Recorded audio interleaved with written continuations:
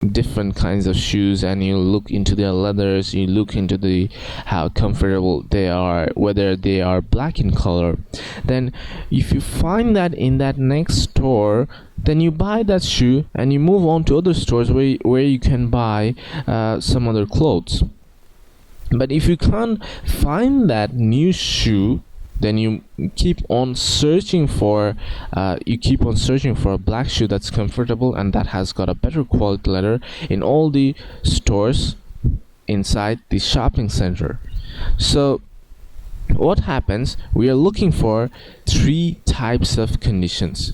If our shoe that if we are looking into the stores, and if a pair of shoes matches with all the 3 conditions, then and only then we are going to buy it. If I can't find a pair of shoes that's going to match with all of the 3 conditions, then I'm going to quit that store and I'm going to move on to the next one.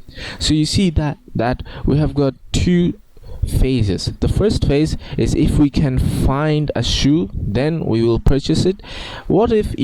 And the second phase is that what if we don't find that shoe in the first store? If we can't find that shoe in the first store, then we move on to the second store. If we can't find that pair of shoes in the second store, we move on to the third store. So this continues. So there are basically 2 phases. The first one is when we find it, what we will do, we will just buy it. And the second phase is what if we don't find it, we will then move on to the next store.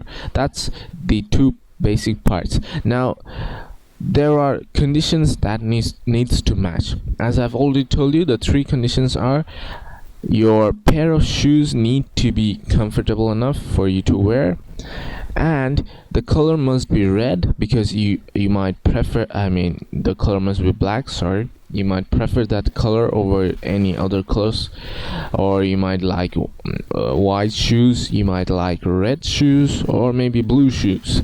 So that's according to your preference. So that's also another condition. The color can be considered to be a condition. And the third condition is that whether you are quite comfortable, or whether whether you are sort of happy with the quality of the leather. So we have got 3 conditions. One is about comfortability, the second one is about the color, and the third one is about the quality of the leather that the shoe has. So if a pair has got a good quality, you're going to if a pair has got a good quality with a good color and it's comfortable enough, then obviously you're going to buy it. Now in real life situations, that's just happening inside our head, that's just going on inside our brains.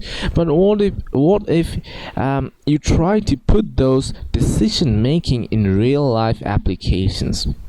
Like if you are asked to make an application for an university or a college, and inside the university you are told that there are 3 types of schools for 3 types of students. There can be undergraduate schools, there can be graduate schools, and there can be schools for PhD students. So there are 3 types of students. Now you are asked to make an application where you're going to ask each of the students inside the university to sign in for the library. Now the library, hypothetically or theoretically perhaps, has got 3 sections. One section in the first floor is dedicated towards the undergraduate students. The second section in the second floor is dedicated towards the graduate students. And finally, the third floor has got the section only dedicated for the PhD students.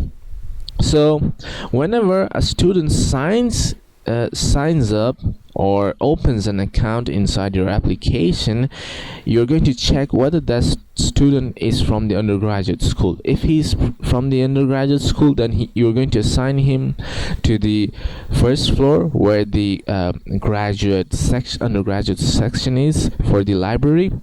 If the student is not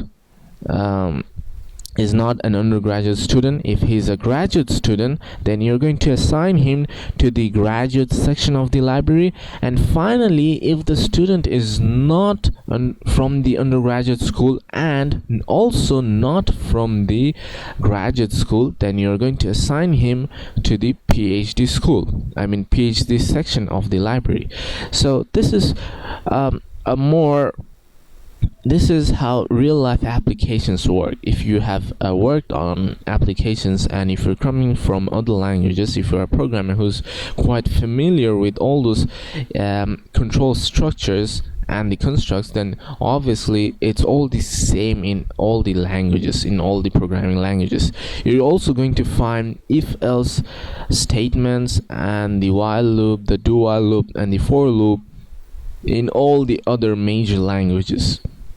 So if you are new to this programming world, and if you're learning C# for the first time and as your first language, then obviously it will be a little tricky, but it's very easy. The fact is that you're just going to provide a construct, and likewise you're going to provide conditions. You can either provide one conditions, you can provide two conditions, you can provide as many conditions as you want or as it is required. When the conditions are true, which means if the conditions matches, then and only then your program is going to act in a certain way. If the condition does not match, or if the conditions does not match, then your program is going to move on to another phase. Just like we have discussed about how we act when we try to choose